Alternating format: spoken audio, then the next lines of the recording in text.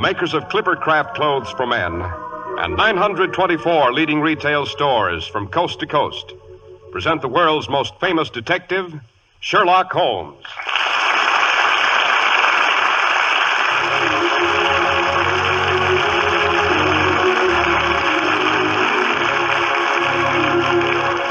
Sherlock Holmes is portrayed by John Stanley, Dr. Watson by Alfred Shirley. Our stories are based upon the character of Sherlock Holmes, created by Sir Arthur Conan Doyle. The dramatizations are by Edith Meiser. And now, once again, we turn in at a familiar gate. The wind whistles cold and sharp through empty branches. A brilliant October moon peers intermittently from behind scudding clouds. Hello, what's that in the good doctor's window? Pumpkin lantern. Dr. Watson is celebrating Halloween early this year. Come in, Mr. Harris, come in. Why the delay on the doorstep? Why, I was just admiring your Halloween decorations, Dr. Watson. A work of art, eh? Presented to me this afternoon by my youngest godchild. It's supposed to ward off goblins and witches and other nefarious familiars who are abroad this time of year. You mean who are supposed to be abroad, Doctor? Not necessarily, Mr. Harris. Not necessarily. Oh, here, take this chair by the fire. Thank you. Did I ever tell you of the time Holmes and I had a rather terrifying encounter with the notorious Laughing Lemur of Hightower Heath? Why, you know you didn't, Doctor. Who was she? A witch who had been buried centuries before on wild and brooding countryside known as Dartmoor. This adventure took place on All Saints' Eve, the particular witch's Sabbath, which you Americans refer to as Halloween. And there I go off the deep end as usual. Suppose I pause to pour us each a glass of fresh cider, while you pay homage to our sponsor. What could be fair, Dr. Watson? To tell you that Clippercraft suits sell for only $35 and $40, with a few special models at $43.75.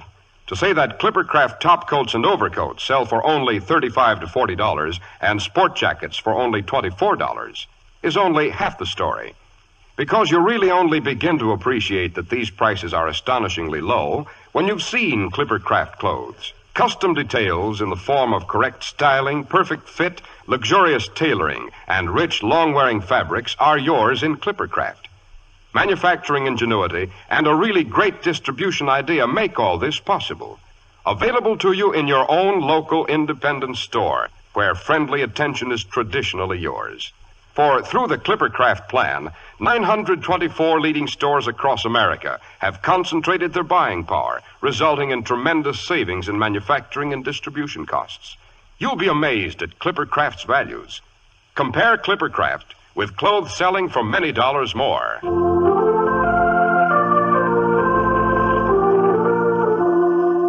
And now, Dr. Watson, to return to the witch on the moors. Oh, right.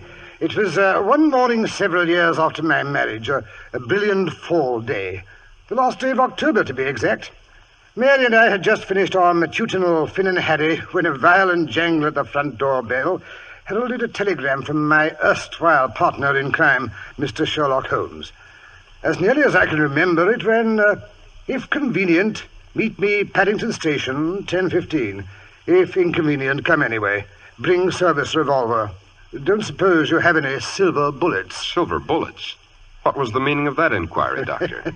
As a matter of fact, that was my first question after Holmes had settled himself in the corner of our railway carriage.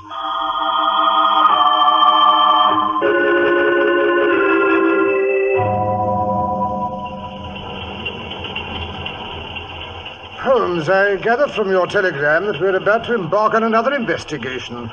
A dangerous one, judging from the fact that you wish me to bring my revolver. But why the facetious inquiry as to the silver bullets? Because it's a common superstition among the natives of the moors of Devonshire that the evil spirits who are bound there can only be killed by a silver bullet. Who's interested in native superstitions? We are, Watson. We've been urgently summoned by Sir Lionel Fenwick of Fenwick Hall because a long-dead ancestress of his is supposed to be on the prowl. It seems she's not only playing all sorts of outrageous pranks, but actually threatening the safety of his infant son, born only 2 weeks ago. In other words, Watson, we're not on the trail of a common criminal. This is a witch hunt.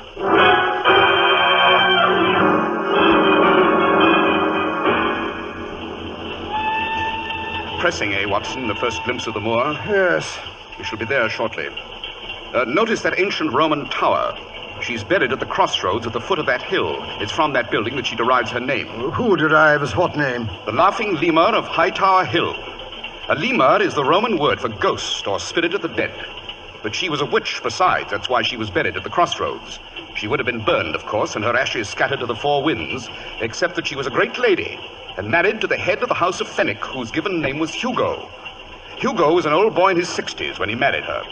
Much to the annoyance of his brother Edgar, he imported a lusty, fun-loving young French noblewoman, a Louise de Lamballe, whose mother was the notorious Madame de Montespan. Madame de Montespan? Wasn't she a sort of minor Borgia? Yes, Watson.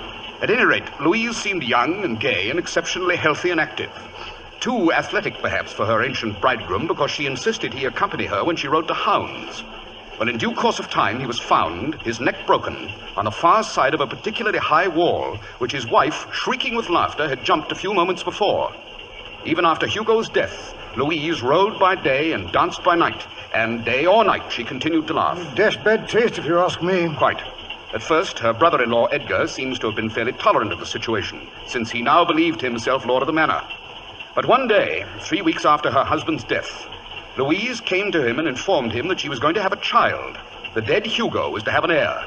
She relayed the information with gales of laughter. Poor Edgar. The joke was certainly on him. Oh, no. He started rumors about his brother's widow. The French perfumes she used were love potions. She and 12 companions she brought with her from France had formed a coven. A coven? In the old days when witchcraft was in flower, Watson, witches and their familiars banded together in unholy groups of 13, which were called covens. Oh. Lastly, Edgar claimed that no mortal had fathered the child, that it was the offspring of the devil himself. In proof of this contention, he pointed out cloven hoof prints under Louise's window. In short, the unfortunate lady was tried as a witch, and English justice being, shall we say, slightly biased in those days, she was sentenced to be hanged by the neck until dead. Dashed unfair, if you ask me. After which she was buried at the crossroads beneath the Roman tower, with a stake through her heart and a great stone over the grave to make sure she didn't return from it. Oh, lot of primitive nonsense. I wonder. At any rate, during the last fortnight, some person or persons seem to have moved that stone, and some rather curious, not to say frightening, phenomena have occurred. And the present head of the House of Fenwick seems to feel the safety of his firstborn is threatened, and that this danger should reach its peak tonight, which is All Hallows Eve. Yes, here we are. This is our station. And that gentleman waiting over there beside the wagonette with a pair of handsome cobs is undoubtedly Sir Lionel, the present master of Fenwick Hall.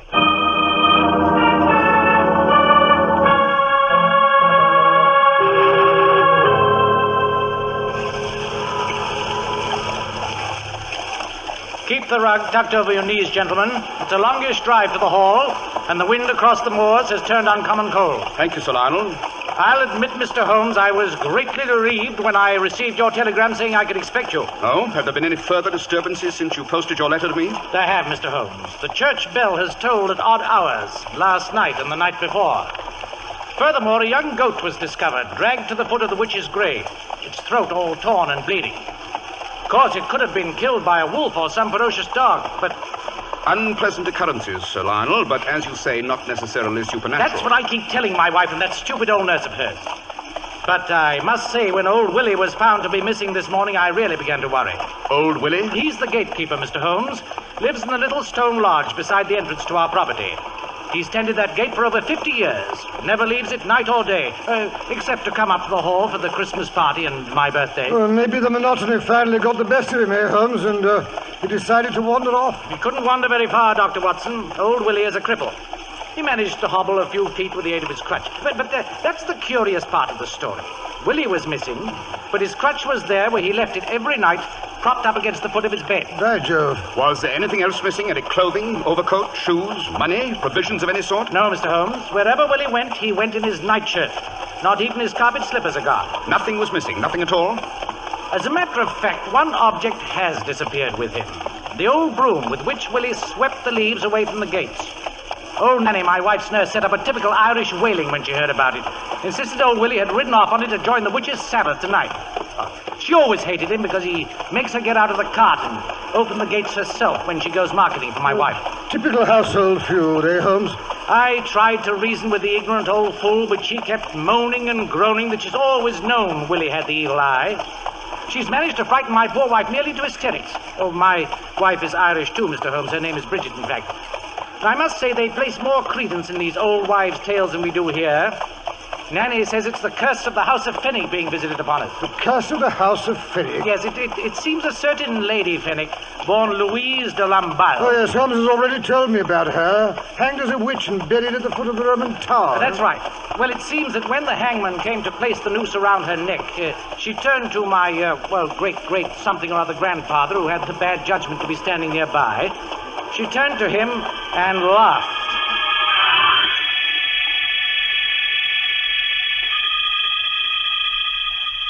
But my dear brother Edgar, a silken rope.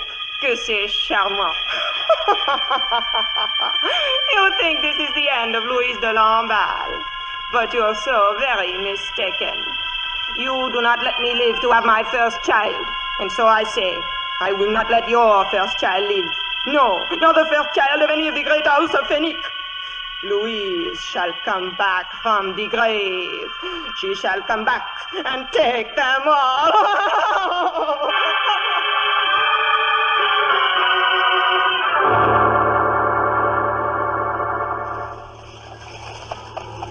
Has she managed to live up to her threats, Sir Lionel? Certainly not all of the oldest children of our house have met an untimely death, but a rather high percentage have been stillborn.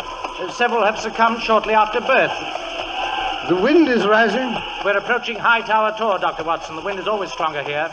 How ghastly the Roman ruins look in the moonlight. When we reach the next bend in the road, we shall be opposite the witch's grave. I see. There's a curious strip of mist lying across the road. Easy, Phoebe. Easy, Blue Boy. What in blazes has got into the horses? Something seems to have frightened them. Great Scott, what's that? There's something white over there in the bracken. Rein in the horses, Sir Lionel. Right. I think our investigation may begin here. Right. Come along, Watson. I'm a dying. I see that white thing. It's moving. It's crawling along the ground. Yes, it's a man. He's badly hurt. What's he doing all in white? It's a nightshirt, Watson. By Jove, it's old Willie, but his face is all black, so are his hands. Willie, what's that stuff you've got in your skin? It's the salve, the flying salve she give me so I could fly here to Hightower Heath. We flew here, me and me broomstick. We flew all the way. Good Lord, he's out of his head. He's delirious. Yes, he's in a bad way. Take his pulse, Watson. Here you are, Willie. Take a swig out of my flask. Thank you, sir. I'm frozen cold. It's been cold ever since I put on the salve. She said it's 'cause we was flying so high. Who was she? What was her name? The witch, of course. What did she look like? That I couldn't rightly say. She was wearing a veil over her face and standing in the moonlight at the foot of me bed. I'd been asleep when she called to me.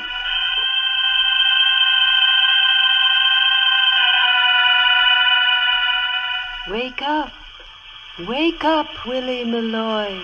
You? Who be you? Someone who can make you dance. Someone who can make you fly. You've always wanted to dance, haven't you, Willie? They're giving a dance tonight around my grave. Here, take this jar of ointment. Cover yourself well with it, Willie. Cover your old broomstick. It will make you fly. I'd like that. Free like a bird. I'd like to fly. Then rub on the ointment. I'll wait for you outside. We'll fly to the tower and dance together around my grave.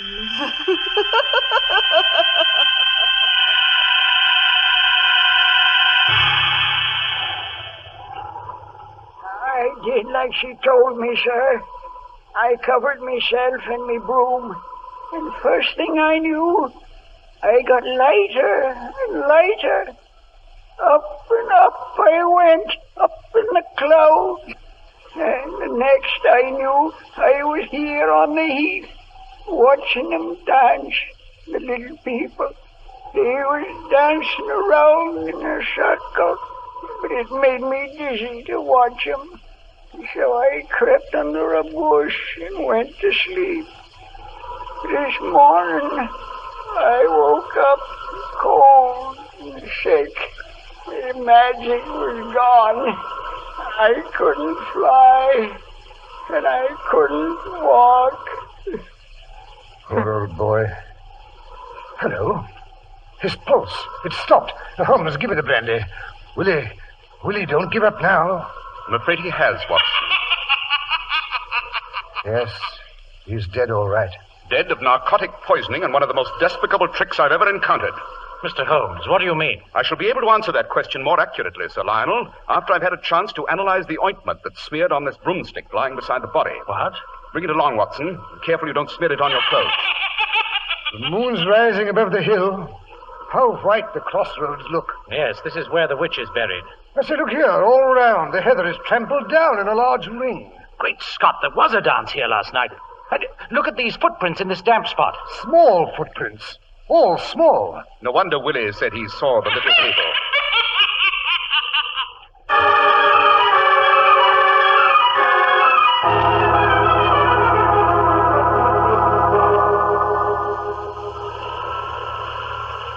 Here we are, gentlemen. This is Fenwick Hall. Is that you, Lionel? Rachel, my dear, I've brought Mr. Holmes and Dr. Watson. Thank heaven for that. It's time we had someone with intelligence to bring order into this hysterical household. Gentlemen, this is Rachel Conway, my cousin. How do you do? She used to keep house for me before my marriage, and she very kindly consented to return while my wife, Bridget, was having her baby. And a good thing I came back. Bridget hasn't stepped a foot out of her bed since the child was born. She won't even try. Maybe she might, if you'd go away where you belong. That will do, Nanny. What's that horrible stench? They've both moved into the nursery with the baby, Nanny and Bridget. She's had her bed brought downstairs, Lionel. They've been burning powders and drawing magic circles round the crib all afternoon. It's a wonder the baby isn't suffocated. Sure, and something's got to be done to protect the poor little one's soul from the ghouls and ghosties. His father won't give him a proper Christian christening. No, he must wait till the bishop gets back from Scotland. So it's up to his old Nanny to protect him from the witches. You seem to be an expert on witchcraft, Nanny. Sure, I am that. Me part of Ireland's alive with them. No doubt. But at the moment, I'm more interested in finding out what this stuff is on the handle of this broomstick and discovering which one of the women in this household has been visiting the witch's grave. How can you tell that, Mr. Holmes? Tomorrow morning, Dr. Watson and I will search the room of every woman in this house. Whatever for, Mr. Holmes? It was a woman who lured Willie to the crossroads last night. No one can wander over the heath without collecting evidence of it on his or her clothing, mud on the shoes, bracken on the coat or cloak. By the way, Sir Lionel, do you suppose I could speak to your wife a moment before she goes to sleep? That she cannot. She's asleep already. Really? I'd have thought she'd be too concerned over her son's safety to doze off. Tonight of all nights. They gave her a sleeping potion. They put it into her tea at supper. I see. You said the nursery was down here on this floor, I believe. That's right, Dr. Watson. But surely if the child is in danger, it would be best to move him off the ground floor. What he's in danger from can come through locked doors. He'll be in danger till he's christened. That's when the witches try to snatch him. It's the soul they're after, not the body. Nanny, one more word of that nonsense and I'll ship you back to Ireland. Now, get back to your mistress where you belong. Sure, if it's back to Ireland I'm going, she goes with me, and don't you forget it.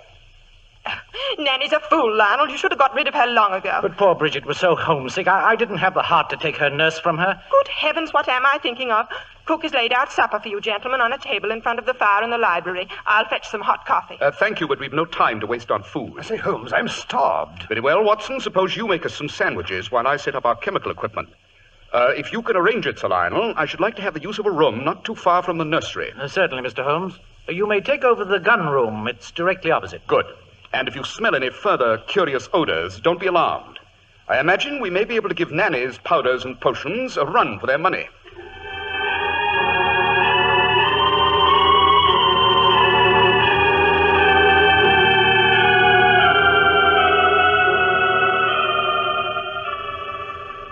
Watson, let's see what we've discovered in this confounded salve. Hog's fat, water, hemlock, aconite, blood. Probably from a rat or bat. I can't determine that without a more powerful microscope. Cinquefoil, deadly nightshade, and soot. Fine collection of poisonous ingredients, eh, Holmes? The interesting thing, Watson, is that they're all well-known ancient poisons. The aconite and deadly nightshade, or belladonna, being particularly potent. Why, belladonna's a violent deliriant. No wonder poor old Willie thought he was flying. Yes, Watson, the salve that was used to anoint Willie and his broomstick was undoubtedly a medieval witch's formula for flying ointment. You don't really believe in things like that, Holmes? No, Watson, I don't think Willie actually flew from here to the Roman Tower. But he was undoubtedly under the impression that he'd done so. He was probably transported in a cart or carriage. But why should anyone want to poison Willie, take him across the moors and leave him to die? I don't think the intent was to harm him as much as it was to frighten him. Unfortunately, whoever took him to the witch's grave was frightened off when they found they weren't alone. When they found they weren't alone? Exactly. The little people were more than they'd bargained for. Oh, Holmes, really, there are times when Quiet, you... Watson. Someone opened the door upstairs. Turn out the lamp. That's right. I didn't hear anything. Yes. Someone's coming along the upper hallway. I thought my remark about searching the rooms tomorrow might lead to something. If any of the women in this household have anything to hide, you may depend on it they'll try to get rid of it tonight. Someone's coming down the stairs. Yes, judging by her step, it's a woman. She's heading for the library. You stay here, Watson. Keep your eye on the nursery door. I'm going to follow her. I wouldn't throw those papers in the fireplace, Miss Conway. Mr. Holmes. If you'll allow me to take one look at them. I'd rather die. Very well. Suppose I tell you what those envelopes contain. Some early photographs of Sir Lionel and letters from him. But they're not love letters. You must believe me, they're not. I do believe it, Miss Rachel. You were and still are in love with him. The affection has never been returned. Is that right? Yes, Mr. Holmes. But Lionel doesn't know how I feel. He doesn't know I've kept his letters. Please don't tell him. It would kill me if he found out. I've kept many secrets in my time, Miss Rachel. I believe there's room for one more. Mr. Holmes, I don't know how to thank you. Don't try. And for goodness sake, go out to the kitchen and make yourself a cup of tea. Make some for Watson, too. I will, Mr. Holmes. Oh, I will. Holmes, come quickly. The old nurse slipped out of the nursery. She's gone upstairs. Calm yourself, Watson. We'll catch her on the way back. Yes, I wonder what she'll bring with her. Strange how old houses creak at night. Quiet, Watson. Yes, she's coming back. She's reached the head of the stairs. Now she's stopped 2 steps down. So that's her little game, is it? Very interesting. Very... Yes, here she comes down the rest of the way. Strike a match, Watson. Now then, Nanny, what's that you've got in your hands? A ball of twine and a pair of shoes. Why not? My lady's shoes it is. Forgot to shine 'em. So you did. Muddy, aren't they? Let me see them. You go to the devil. Well, I'll be... Yes, Watson, as I suspected, Lady Fenwick wasn't as bedridden as she wanted people to believe. Sometime during the last 24 hours, she's been out on the moors. That red clay on her boots is rather prevalent at the foot of Hightower Hill. You mean she's been pretending to be the ghost?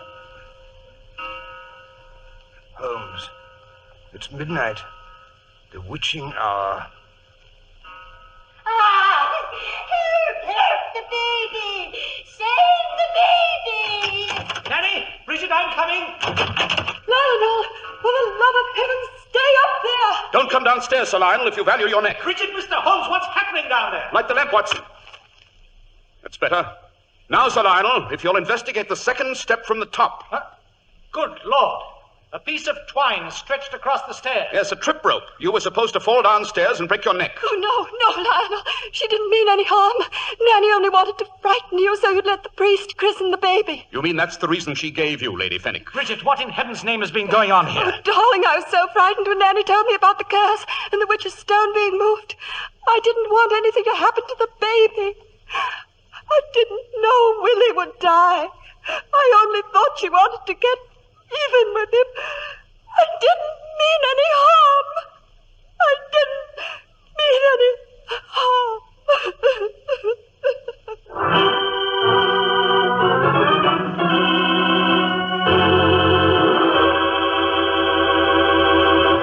Wow, I'll say that was a spine chiller, Dr. Watson. Appropriate for Halloween, don't you think? But look now, why did old Nanny want to cause... Mr. Harris, before I explain all that, suppose we show our gratitude to the people who make this program possible. A very sound idea, Dr. Watson. It's quite a shock when you're face to face with Clippercraft clothes. I mean, an extremely pleasant shock. For even experts are amazed at Clippercraft values. Without the sacrifice of quality, you can buy really fine Clippercraft clothes for far less than ordinary clothes cost elsewhere, in a pleasant atmosphere at your own local independent store where you get friendly personal attention. Clippercraft has delivered the goods in more ways than one. Through the famous Clippercraft plan, 924 leading stores from coast to coast have concentrated their buying power. The result is exceptionally fine quality at exceptionally low prices. Remember, Clippercraft suits are only $35 and $40, with a few special numbers at $43.75. Top coats and overcoats are only $30 to $40, and sport jackets only $24. Selling beautifully tailored, expensive clothes at inexpensive low prices at the nation's finest independent stores is the great big idea behind the Clippercraft plan. That's why men who know insist on Clippercraft clothes. So be sure to visit the Clippercraft store in your city. The leading stores in the metropolitan area that bring you Clippercraft clothes are Saks 34th, Broadway at 34th Street, Manhattan, Abraham and Straus, Brooklyn, the Boulevard Men's Shop, Kresge, Newark, New Jersey, and the B&B Clothes Shop, 16408 Jamaica Avenue, Jamaica. These great, courteous, and friendly stores are proud to add their names to that of Clippercraft in the label of your suit, top coat, sports jacket, and overcoat.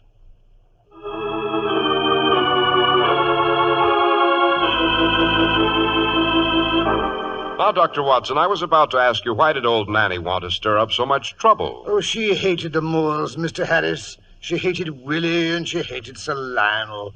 She was a thoroughly warped personality. Holmes suspected her immediately, of course, when he smelled the hocus-pocus powder she'd been burning in the nursery. He knew she must have made the flying ointment that was responsible for Willie's death. Well, now, Doctor, what about the gravestone, ringing church bells, and the little people?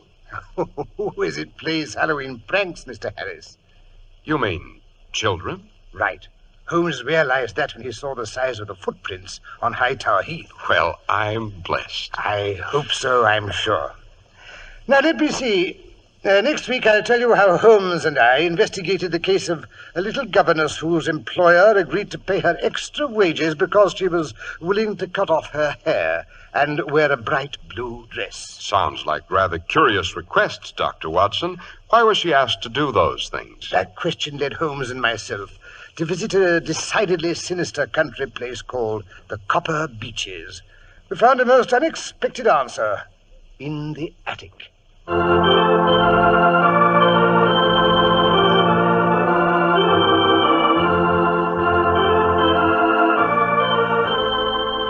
makers of Clippercraft clothes and 924 leading stores from coast to coast have brought you another in the new series of broadcasts featuring the world's most famous detective, Sherlock Holmes.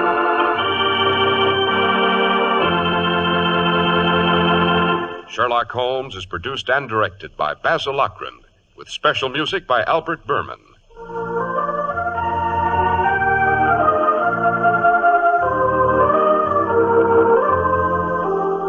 If you don't know your Clippercraft dealer, write Clippercraft, 200 Fifth Avenue, New York City.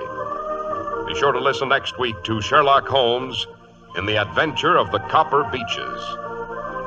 If you'd like to attend the Sherlock Holmes broadcasts in New York, see your local Clippercraft dealer, and he'll tell you how to obtain your tickets.